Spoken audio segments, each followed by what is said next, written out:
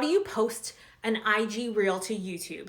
Okay, so I talk about repurposing all of your content, right? That is something I share all the time. And I think sometimes I get a little crazy. So I do not recommend sharing an IG reel or a TikTok to YouTube because the person is different that's on YouTube than on Instagram. So when creating content, you have to think of it like I always tell you guys, think of when you're creating content, how far can I go? How can I repurpose this a lot farther than just the native platform that I'm creating it for? With Instagram and with Reels and TikTok and all of that, it's short, entertaining content. Think about when you're on Instagram.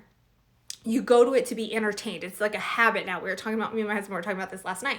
Instagram is such a habit that you just go and you're mindlessly scrolling. You're not really absorbing the information half the time. I don't know if you guys can relate. But when I go to Instagram now, it's just like a habit now and I'm looking for certain things.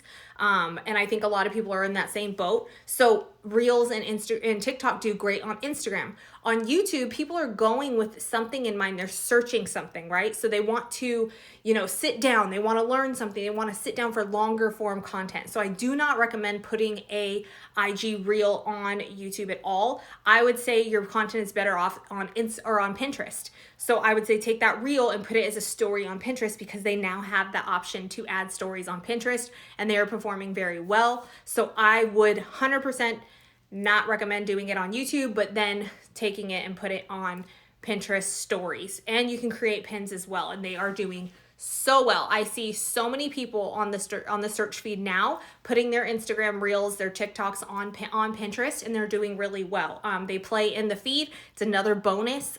You can reach a completely different offense. I just got distracted. Audience. So I do not recommend putting it on YouTube. I would say take the extra step and put it on Pinterest instead. I hope that helps.